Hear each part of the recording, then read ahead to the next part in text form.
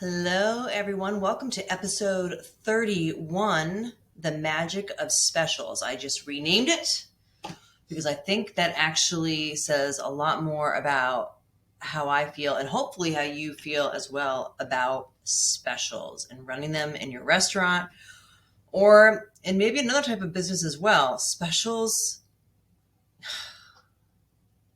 they're unbelievable. If done right, they can really spike an increase in revenue and or spike an increase in profit, hopefully both if done well.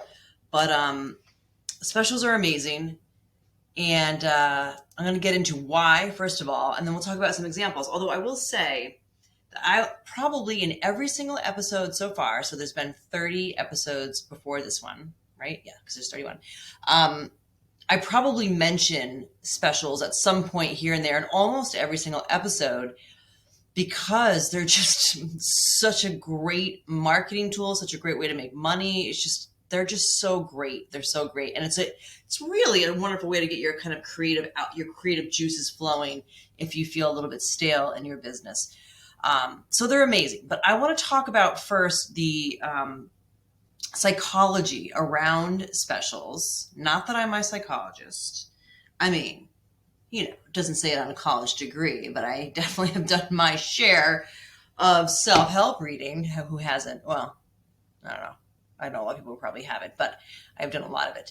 And I'm fascinated by psychology. So in my opinion, as well as some research I was doing before this episode, I've kind of boiled down the psychology behind specials work. And I'm not going to spend a lot of time. I'm not going to bore you with this, but I'm going to hit on kind of, I think up to 9 basic reasons so that you understand. Because I feel like when I'm talking to clients sometimes, I'm like, all right, well, why aren't you running a special on this? Or, how often do you change your specials or anything specials related? Especially a client that we've had for a while. Sometimes I'll get the eye roll, even if I can't see them, but I know it's there because I think they've kind of lost their luster. Because if you're in it all the time, if you're just in it, if you're in the restaurant, if you're working all the time, all those things, and you think that that's, yesterday's news, that specials don't work anymore. People are on to it, blah, blah, blah. They're not. So let me get into some of the reasons why specials work so well. And maybe some of these will jump out of you and go, you know what? You're right. I forgot about that. So the first one is a scarcity mindset, which is really funny. That's number one that I'm going to talk about, or ironic, I should say, because a scarcity mindset is something I have been battling against for most of my adult life. I've kind of recognized the difference between a scarcity mindset versus an abundant mindset. And so when you're in scarcity, it really just brings more scarcity and it kind of keeps you in a doom and gloom place. And if you can flip that and be in an abundant mindset, it's transformative what it can do for your life. So I have done a lot of work on that. But when it comes to this particular topic about driving consumer behavior using specials, scarcity mindset comes number one, because people will always tend to place a higher value on items or opportunities that they perceive as scarce. Even if it's not true, even if you think that people are like, oh my God, nobody's dumb enough to believe that just because I say this is a special, it's a limited time offer, that it might only be a limited time offer. Like, they're on to me. They're not. And even if they are, their subconscious is still telling them, oh, warning, this is a limited offer. We better jump out on it. We got to jump on this. Otherwise, we're going to experience, the God forbid, FOMO that the world, especially the younger world coming up into the 20s, into their 30s, into the new consumers, because these are, my kids, 18, but they're coming up into being their own consumer type adult. And let me tell you, FOMO is real. It is, crazy if you ask me. I mean, I literally do not experience it at all. I actually prefer it, but I think I'm kind of rare in that way. So, when you offer a limited time special, it does trigger this fear of FOMO that is just embedded in our culture. It really will motivate people to act quicker. And in this case, acting quicker could just mean, you know what? I got to get to that restaurant so I can try that thing. When you're promoting it on Instagram or you're talking about it, or you put it on Facebook, whatever you do with it, you're triggering this FOMO experience that people don't want to have. And they're going to say, oh, we better get there soon. This weekend, I'm going to make a date and I'm going to get there. Same goes for number 2, which is urgency. create a time constraint by saying limited time for the month of February, blah, blah, blah, consumers tend to act immediately. They won't procrastinate. Now, normally, if you just say, hey, come check out our new menu, period, they're going to, okay, I'll get there. It just, it's maybe or may not ever be on their mind, but there's literally no urgency. If you just say, come try our menu, even if you say, come try our new spring menu, which, might assume that it's only here for spring, but there's really no urgency created there at all. So when you say limited time offer, pretty much in those terms, maybe there's another way to say it, but that's pretty basic. You are creating a scarcity mindset and you're creating urgency, which most people, the vast majority, will fall prey to that and will get to you sooner. The other thing it does is loss aversions. And this is something that I had learned in all this, personal study and research I've been doing over the last decade or so, is that humans are more motivated to avoid losses than to achieve gains. That's a fact. Actually, and I actually learned this about myself because I know somewhat similar, but not quite the same thing, is I've always told people that know me that I hate losing more than I like winning, which is one of the reasons why I just don't gamble. I don't bet on sports. I have nothing against them. I know lots of people do it. Even my son loves to do that. It drives me crazy. He does. But for me, it's just not for me. I love going to casinos. I love the energy and the vibe that goes there. So I'll go to a casino casinos all day long. That's fine.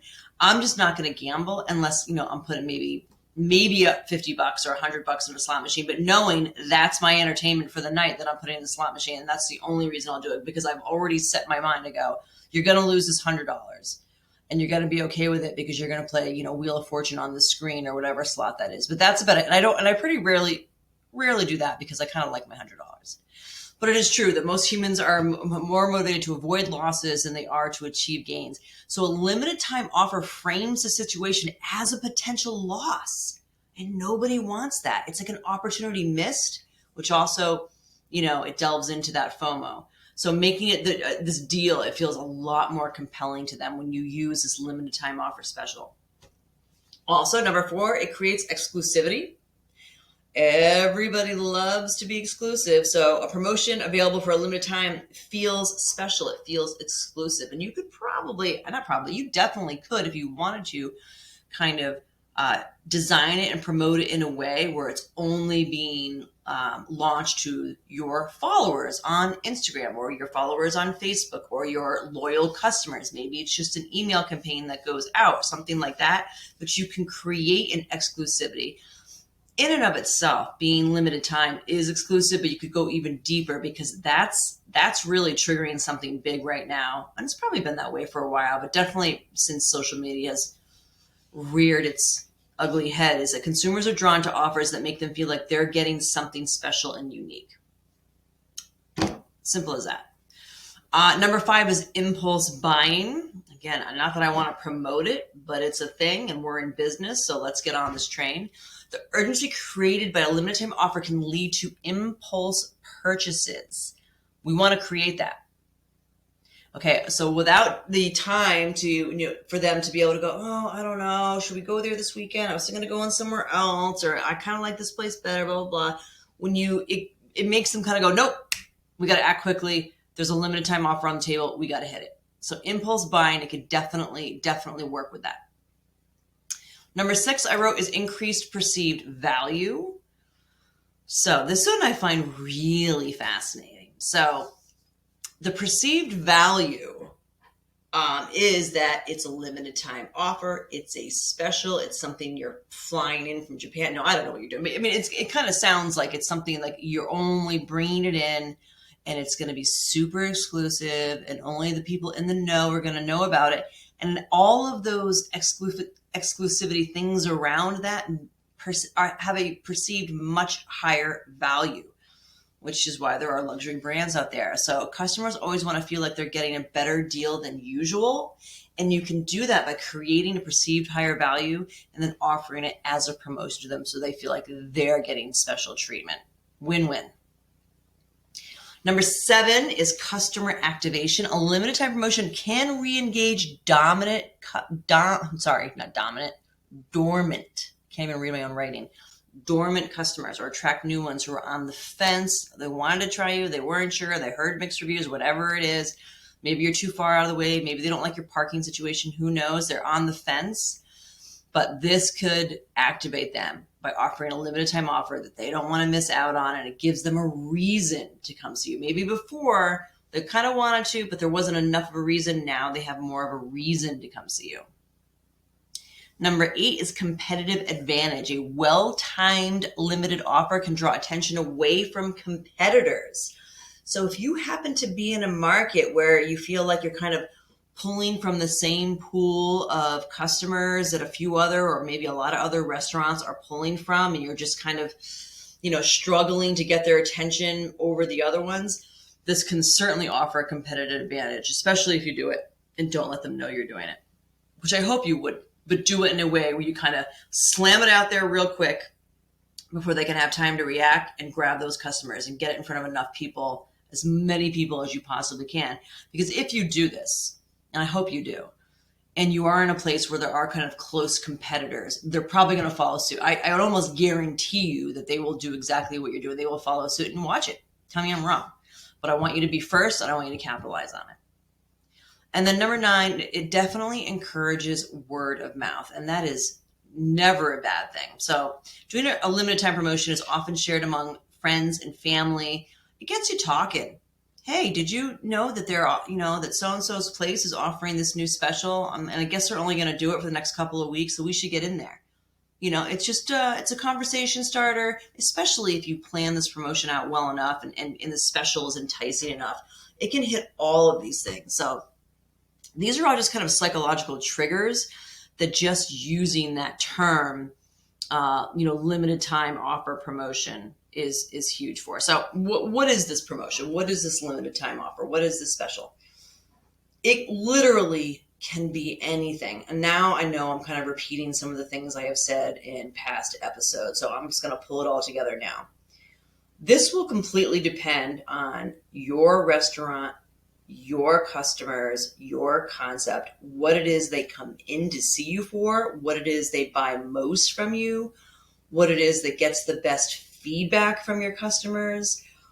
I'm going to go back to the concept that you're in and who your customers are. So if you can just, hopefully you have this information at your fingertips in some type of data-driven way. Hopefully not just like, well, I spend enough time here and I can see all the faces in my dining room and I know who it is. Because there may be a little bit of something to that, better than someone who's never been to your restaurant. But overall, you might be shocked at what is to be true without having this data track. So hopefully you have, whether it's your point of sale telling you the top 5 to 10 items that are selling, or your Google or Toast or whatever reviews that people are talking about how much they like this, how much they don't like this. You want to stay away from the things that they don't like.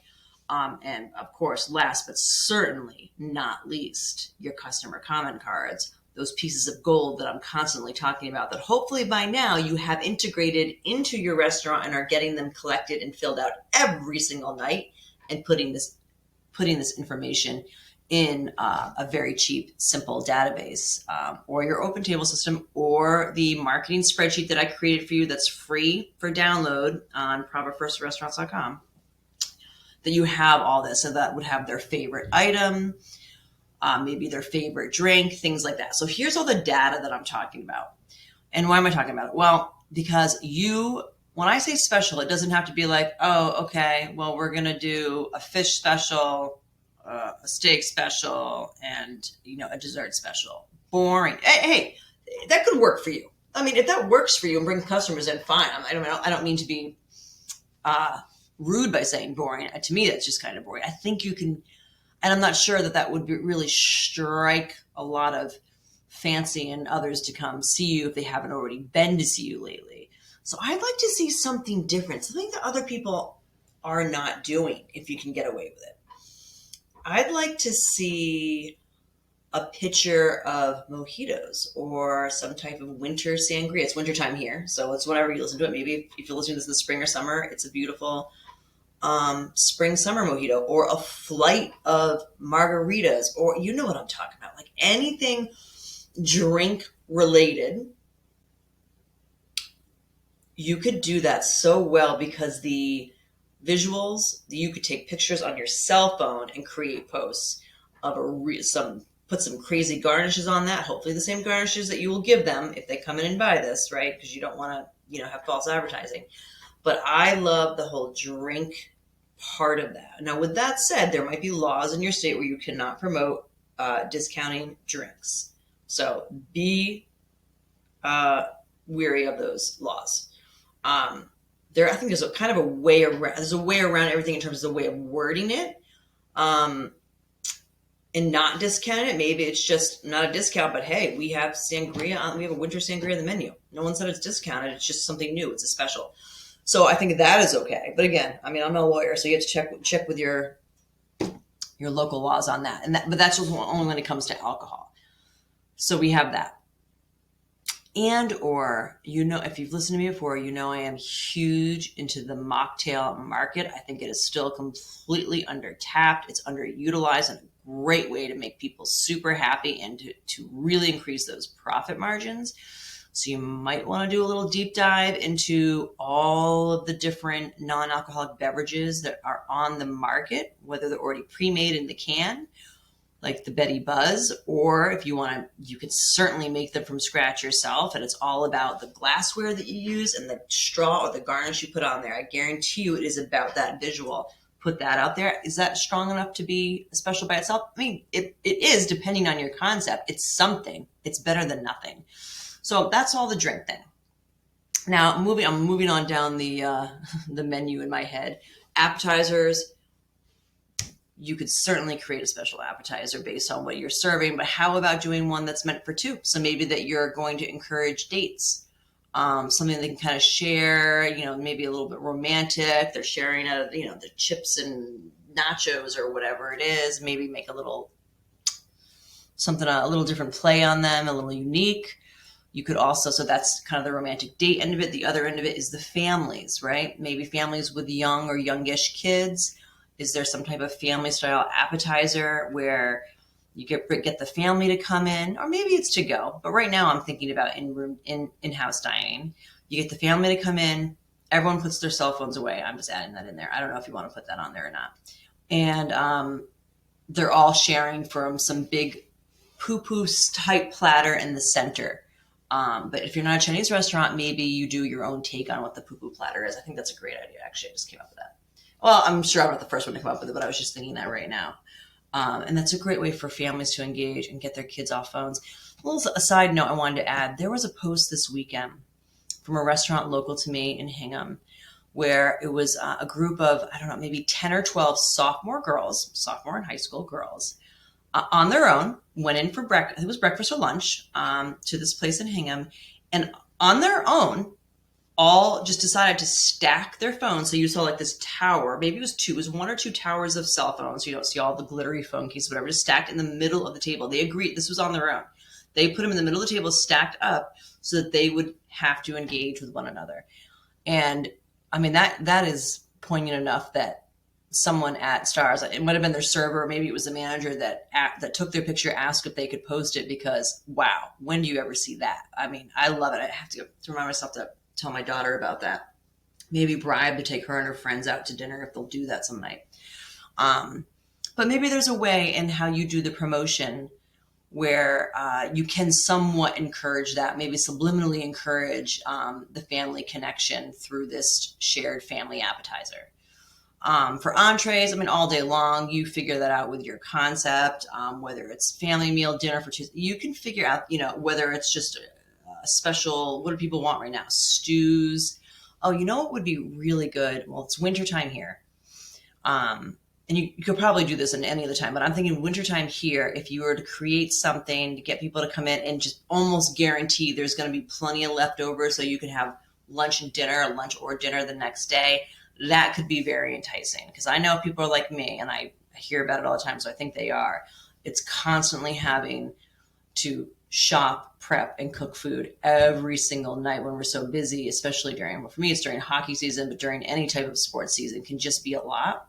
So if you're a restaurant, say, hey, come in, We're going to feed you and your family, and then we're going to send you home with a ton of leftovers. We'll maybe even add a little more. Hey, and if you didn't leave enough because you guys were so hungry, we're going to add some more, send you home with it. Just make sure you price accordingly. That could definitely be a win-win. You know what I mean? I love that idea. I should probably write that down. And then the last one I'm going to bring up, which is kind of pretty obvious, right? Because we're at the end of the menu, and we're on desserts. I would say, and I don't have the proof of this, that overall dessert sales are down. I'm going to say they're down. Coffee sales in sit-down restaurants, desserts are down. They've probably been down for a long time.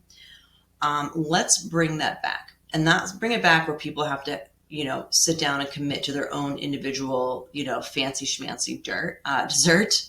But as I mentioned, all over holiday time, like what about a plate of cookies? What about miniature pastries or donuts or cupcakes or whatever, something like that? That's also kind of meant for 2 or 3 or 4, where you can kind of, biscotti with cappuccinos or espressos. That would be a great way to increase your coffee sales. If that's something that you're looking for, you could absolutely do a special. Maybe you do it on the house. Maybe if it's slow and you do it for March. Just say March is a slow time for you. I don't know if it is, because maybe you're a big St. Patty's Day bar. Who knows? But how about in March? You have to do this with visuals. You have to do photography, and you put down some type of dessert that people would go crazy for. And it could be anything that makes sense to you, whether it's a sundae, whether it's creme brulee, whatever it is, and you take that and maybe your best coffee cup, or if you don't have any, maybe go to Home Goods and buy some cups with saucers. I think that cups with saucers they should make a comeback, because it's just such a fun, elegant way to eat. And then maybe you get one of those hard sugar, hard rock sugar swizzle sticks, and you kind of set that on there and you put it all together and just say, we're desserts on us in the month of March, with the purchase of whatever you want to say, with a $40 purchase, with the purchase of however you want to word it so it makes sense, but create the dessert. So it's a low cost dessert, but it has huge impact, with the espresso or cappuccino or coffee, the swizzle stick. So make it visual, put that in there and see what happens. And again, I always recommend limited time for the reasons why I said before. You want to really create that sense of urgency. Plus, if you create, in this example, if you say, yep, all right, we'll try this for March. We're going to give everybody coffee and dessert. I'm not saying you have to do it for everyone, but just pretend like you decided that you're going to do coffee and dessert for everybody. And you say, with purchase of 1 entree, and every single person comes in to do that. Well, then, okay, that might be a lot of dessert to give away. So that's worst case scenario. But 1, there's an end date, so it's not forever. 2, hopefully you knock their socks off, so they're going to be coming back. But 3, if done really well, that dessert didn't cost you much at all, and hopefully you're making the money up on the entrees, on the sale of sides, on the sale of shared appetizer, whatever it is, to offset the free thing that you're going to give them. And I'm not necessarily saying it has to be free. That was just one of the many ideas I had mentioned on there. All right, I think that's enough. I'm probably over time, per usual. I get way too excited. Oh yeah, 23 minutes. So that's it. Specials are magic. They are magic for so many reasons. No reason not to be doing them. They're fun and exciting, and they can be anything that you want them to be, assuming that your guests are going to love them. So thanks so much for listening, watching. Please, as I always say, if you could share this episode with anyone that you think might get something out of it, I would genuinely appreciate that. And always contact me or anyone here at Spark if you have any questions. Thanks so much for listening. Bye.